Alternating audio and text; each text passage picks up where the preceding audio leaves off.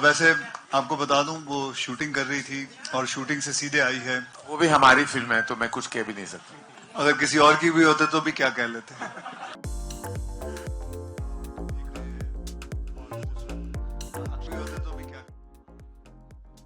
बॉलीवुड के famous actor Akshay Kumar एक बार फिर देशभक्ति वाली फिल्म केसरी चैप्टर 2 लेकर आ रहे हैं, जिसके ट्रेलर ने सभी के रोंगटे खड़े कर दिए हैं।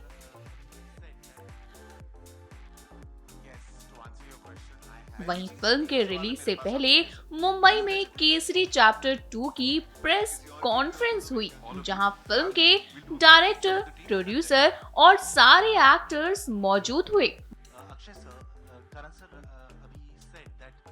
वहीं वीडियो में आप देखिए कैसे अक्षय कुमार अनन्या पांडे का नाम लेते हुए करण जौहर से मजाक करते हुए नजर आ रहे हैं। किसी और की भी होते तो भी क्या कह लेते। वैसे आपको बता दूं वो शूटिंग कर रही थी और शूटिंग से सीधे आई है। So I can understand and thank you very much Ananya. वो भी हमारी फिल्म है तो मैं कुछ कह भी नहीं सकता। अगर किसी और की भी होते तो भी क्या कह लेते। जलियांवाला बाग, ये जो कहानी है, it has a very special meaning to me. मैं पहले भी एक बार कह चुका हूं, अभी आप यहाँ फिर मैं दोहराना चाहता हूं कि मेरे फादर अमृतसर से हैं, थे, और मेरे ग्रैंडफादर ने ये जो जलियांवाला बाग का पूरा हादसा हुआ था, तो उन्होंने इसे देखा है और वो उस वक्त थे और मुझे नहीं बल्कि मेरे पिता को बहुत कहानियां सुनाई थी इसके बारे में, और मेरे पिता ने मुझे सुनाई थी। तो ये जो कहानी है, मुझे बचपन से इसके बारे में बहुत कुछ पता है। तो it holds a very special thing with me. मेरे जहन में, मेरे दिमाग में ये हमेशा कहानी थी। तो जब मुझे करण त्यागी साहब ने मुझे कहानी सुनाई थी, तो उसी वक्त मैंने अपना फैसला कर लिया था और कहा था कि ये फिल्म जरूर करेंगे। तब एंड मैं करण जौहर जी का बहुत बहुत धन्यवाद करता हूं कि उन्होंने ये फिल्म में मुझे दी और मुझे मौका मिला इसके अंदर काम करने का। Firstly I am very sorry कि मैं लेट थी, I was shooting. when I read the script only, बहुत विसरल रिएक्शंस आ रहे थे, you know, everything was very emotional. बहुत सारे क्वेश्चंस थे कि सच में ऐसा हुआ है, आई एम नॉट श्योर कि इफ दे वर अरेस्टेड और नो, पर जब हमने हिस्ट्री में पढ़ा था इतने सारे डिटेल्स कभी नहीं थे, you know.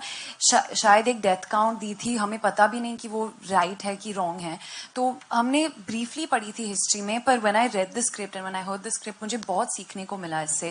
And I think जो सबसे इंपॉर्टेंट बात जो मैंने सीखी वो है कि एज द यंगर जनरेशन हम फ्रीडम को बहुत लाइटली लेते हैं, यू नो। वी बिलीव कि हाँ हमारा हक है, as we grown up we been given freedom for everything.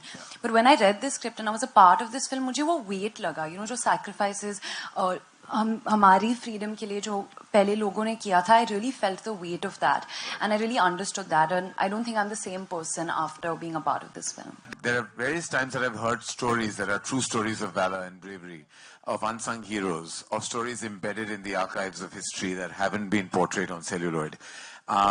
It took me back to a few instances, a few stories that came on my table, and I immediately reacted. The very first film was Razi. I still remember the brave story of Sehmat, who actually fought an unsung battle, a story that you did not hear of. Razi went on to kind of prove that true stories that resonate so gorgeously, beautifully, and bravely, just like Razi did, can truly strike a chord with an audience globally. Ghazi attack that came again, which was related and linked to Razi in a certain sense, because they both dealt with the same intel that actually made us win a war, a battle.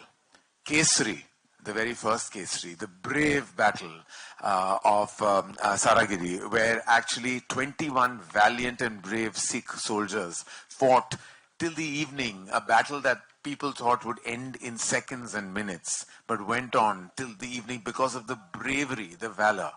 And then this absolutely outstanding story of C. Shankaran Nair, based on the book, The Case That Shook the Empire, a man who actually nearly brought the reputation of the crown down, literally to their knees. A battle we didn't know about. We knew the massacre, but none of us knew the truth, that behind the scenes there was this brave battle fought by this brave man.